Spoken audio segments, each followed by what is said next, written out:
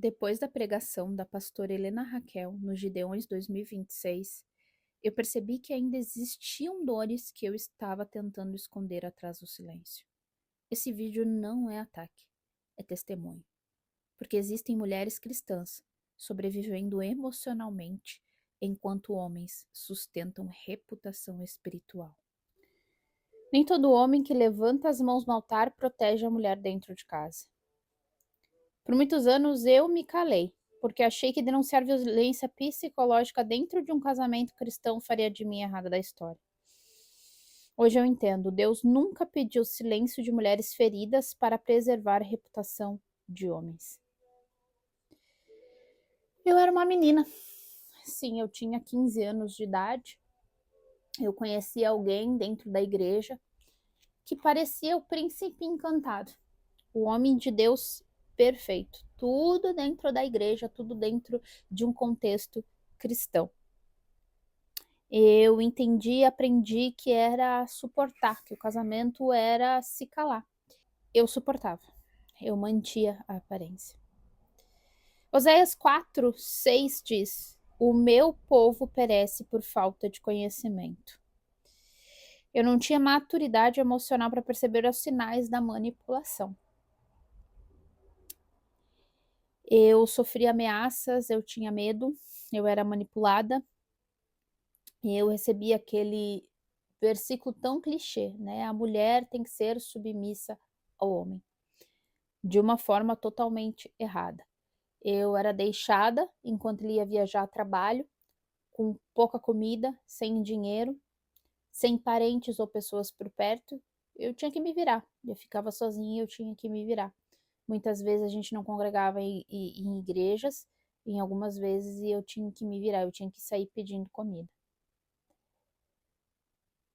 Eu tô usando um roteiro para conseguir contar da forma mais justa possível e dar o testemunho, o relato. Não atacar, porque aqui é para contar a minha história, para te incentivar e para você identificar se você não está passando por isso. Para usar base bíblica, para não trazer só o meu emocional à frente, mas sim ser muito justa e o mais correta possível. Quando eu ficava doente, longe de casa, porque ele jogava futebol, então nós viajávamos muito, estávamos cada vez morando em um lugar. Ele simplesmente me largava com alguém para me levar ao hospital. Ele não ia junto, porque ele dizia que tinha igreja, tinha treinamento, tinha jogo e ele me deixava sozinho e ia. E eu tinha que me virar até nesses momentos mais delicados. Mateus 23:27 diz: Por fora parecem belos, mas por dentro estão cheios de podridão. Então, essas coisas foi o que mais me destruiu. Ver um homem admirado publicamente, porque realmente todo mundo, nossa, é educado, é muito querido, é um homem de Deus. Enquanto eu adoecia, era ameaçada, sofria em silêncio. Quando, enfim, a gente se separou, ele começou a usar o nosso filho como uma ferramenta de controle. Eu era impedida de conviver com ele, eu conseguia ver ele cerca de uma vez por mês. Sempre os dias que eu podia, ele não podia, e nosso filho acabou ficando com ele, porque eu sozinha, longe da minha família, em outro estado. Ele com um emprego fixo, ele com uma renda melhor. A Defensoria Pública me orientou a deixar a guarda com ele.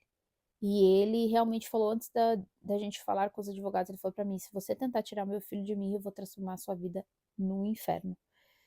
Não que fosse diferente, porque realmente ele fez e até hoje, quando ele pode, ele faz a minha vida um inferno, assim, até hoje.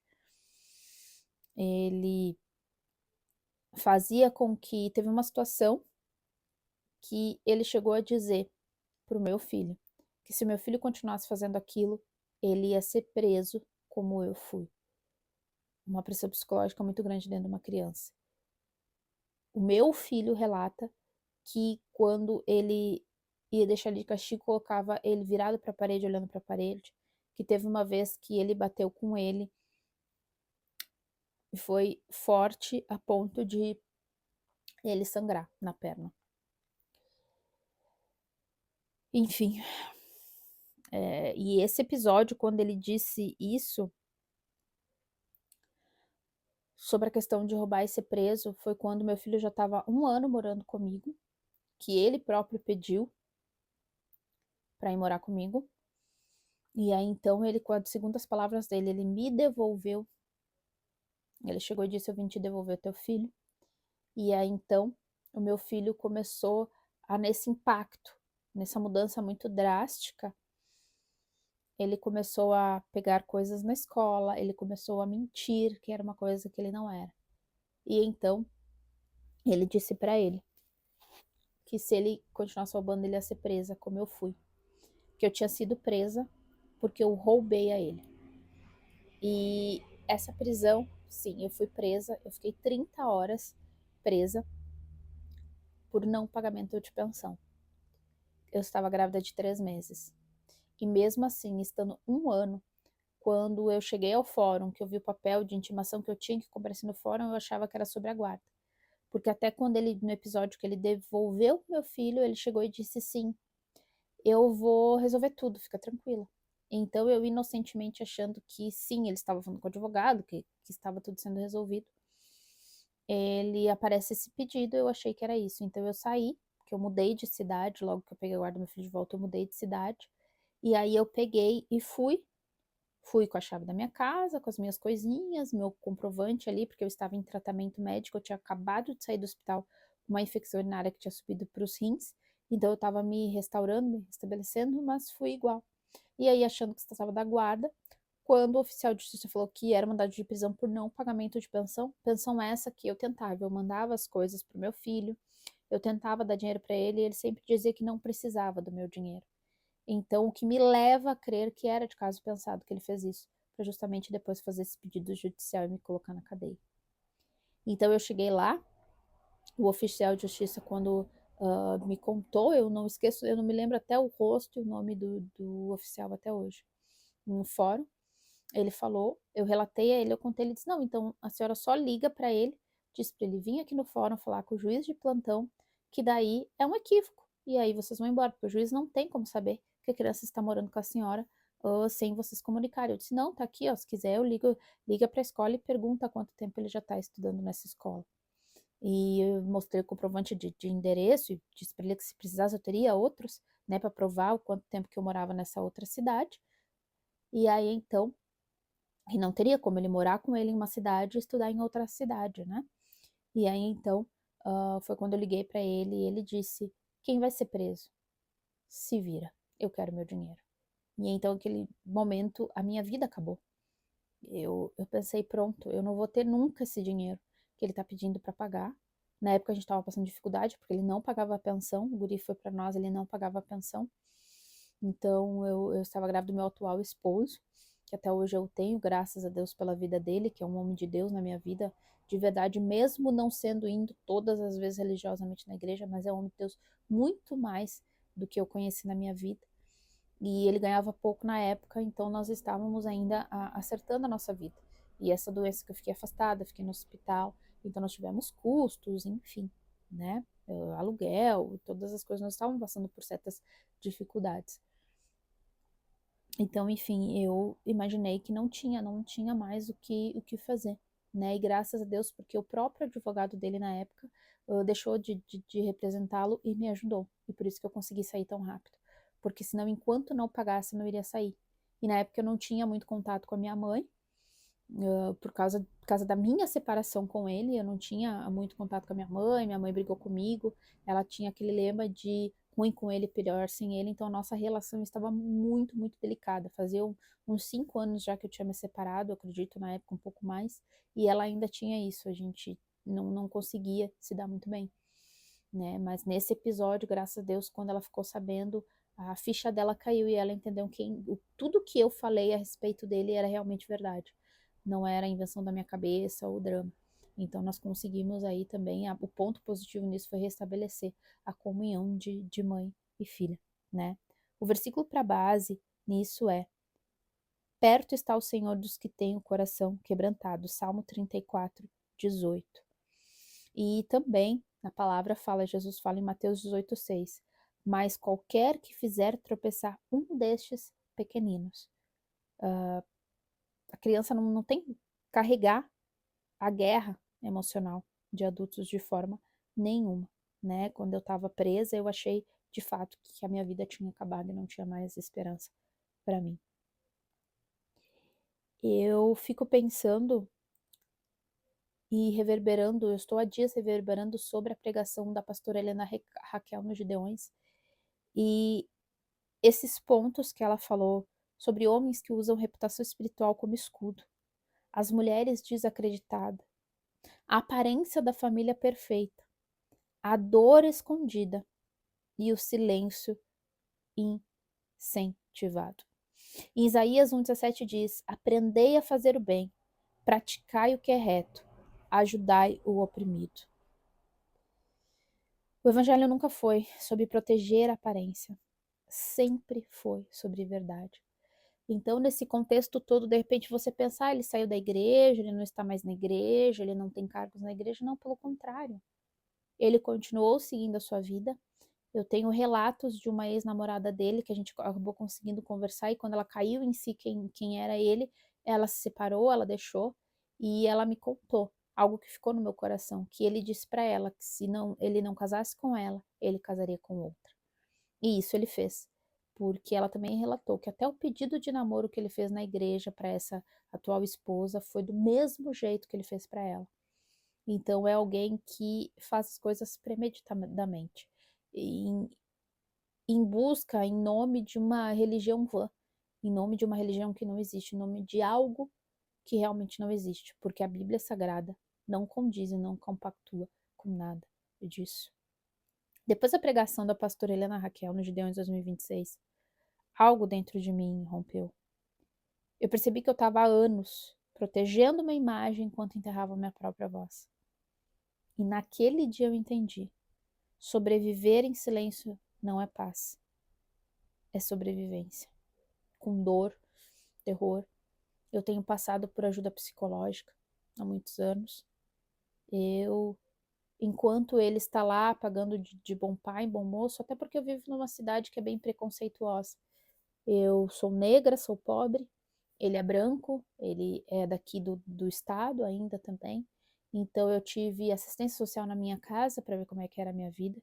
Eu tive o conselho tutelar no meu pé, que depois que eu saí da prisão, eu fiquei muito perturbada psicologicamente, emocionalmente. Eu não consegui. O meu filho, que eu estava carregando na barriga naquela época, ele tem sequelas psicológicas, ele é agitado, ele é medroso e também está esperando uma assistência psicológica para que a gente consiga ajudá-lo. Então, até hoje, se eu escuto um cadeado batendo ou uma porta batendo, me arrepia inteira. Me dói, eu tenho sequelas ainda disso. Eu, às vezes, tenho pesadelos com isso. Eu não consigo me sentir uma pessoa plenamente feliz, porque eu ainda me sinto culpada. Eu fiz o roteiro justamente para isso, para conseguir falar sem deixar a emoção tomar conta, mas é impossível sentir tudo isso, continuar vivendo. Porque, por último, ele tem estendido isso ao meu filho. Meu filho é obrigado a ir lá por questão de justiça. Eu não consegui um advogado que me apoiasse e dissesse: não, vamos lutar para que seu filho não seja obrigado a ir lá. Quando nós éramos casados em 2011, ele foi levado para o centro psiquiátrico em camisa de força, declarado como louco, fora de si. E quando ele voltou a si após o tratamento, ele disse que Deus tinha curado ele, que ele não precisava fazer nenhum tratamento. Então tem mais esse agravante. É alguém que não é psicologicamente capaz de cuidar de alguém, de cuidar de um filho, e está lá, principalmente pregando num púlpito. A igreja que ele frequenta, ele continua pregando, ele continua trazendo a palavra. Eu não vou dizer o nome da igreja porque eu não sei, sinceramente. Se eu soubesse, eu diria, pode ter certeza. Eu não tenho medo contra isso, porque a gente precisa denunciar para que as pessoas se alertem, para que as pessoas se acordem e entendam que no momento em que algum membro chega e é separado, converse com o outro lado também. Tente conhecer o outro lado e entender o que aconteceu. Ou por que se separaram. Não interessa se a pessoa vai na igreja, se a pessoa é do mundo, não interessa. Mas a história tem 2 lados, sempre. Então, é muito difícil. É muito difícil. Eu quero deixar 2 versículos, mais 2 versículos aqui, para te encorajar. Se você passa por algo semelhante, que você denuncie, que você saia disso. Porque eu fui tirada da minha terra, da minha parentela. Quando nós nos separamos, eu saí com uma mão na frente e outra atrás. Nem as minhas roupas ele não queria deixar eu levar. Eu tive que dormir em porão, dividindo lugares. Eu tive que dormir em pé em rodoviária, passando fome, necessidade. E tudo isso calada. Porque quando eu estava casada, eu ficava calada porque eu não podia. Porque eu era orientada de que o casamento era assim e eu não podia falar nada. Porque ele era um homem de Deus e eu não podia tocar no ungido. Só que quando a pastora Helena Raquel falou que não é ungido, é criminoso, isso mexeu muito comigo. Porque eu passo por isso. E eu não tenho voz para falar nada. A única voz que eu tenho é aqui, a internet, é esse vídeo. Então, antes de eu dizer esses versículos, eu te peço com muito carinho. Se você passa por isso, em nome de Jesus, se liberta. E abre a boca, conta aos 4 ventos. Seja você mulher ou homem, não importa. Se você passa por alguém assim, em nome de Jesus, denuncie, se liberte. Se você desconfia ou sabe de alguém que passa, por favor, encaminhe esse vídeo para a pessoa. Não é para me dar audiência, não é para mim ganhar like, mas para que as pessoas sejam libertas, pelo amor de Deus. Eu tô cansada, são mais de 20 anos passando por essa tortura psicológica. Eu cansei. Eu cansei de me omitir, enquanto muitas pessoas estão até morrendo por causa de mim ou de outras que conseguiram sair fora, que estão conseguindo se reerguer, encontrar em Deus o apoio, a ajuda, a coragem, mas estão caladas. Eu cansei de ficar calada. A pastora Helena Raquel começou, mas a gente precisa continuar. A gente não pode se calar. João 8:32. E conhecereis a verdade, e a verdade vos libertará. Salmos 82, verso 4. Livrai o pobre e o necessitado das mãos dos ímpios. Esse vídeo não é sobre vingança, é sobre verdade. É sobre mulheres que estão adoecendo em silêncio dentro de ambientes onde ninguém acredita delas. Se você vive violência psicológica, manipulação, medo e abuso espiritual, você não tá louca. E Deus não se agrada daquilo que tá te destruindo. Hoje eu decidi parar de proteger a aparência e começar a proteger minha verdade. Obrigada por ter estado até aqui. Que o meu testemunho possa te ajudar a entender que se eu estou de pé, se eu estou viva, se eu estou seguindo, a glória, a honra, o louvor é todo a Deus. Porque eu, por mim, eu já teria tirado a minha vida há muito tempo. Dentro daquela cela, aquelas 30 horas contando histórias terríveis, sendo tratada como bandida, até as pessoas me ouvirem e quererem matar ele, dizer é só você falar, é só você permitir que a gente acaba com a vida dele. E eu dizer não, porque ele vai pagar com Deus. Só que ao mesmo tempo, eu achava que esperar a justiça de Deus era me calar, era ficar quieta. Era fazer de conta que isso não existe, mas não existe.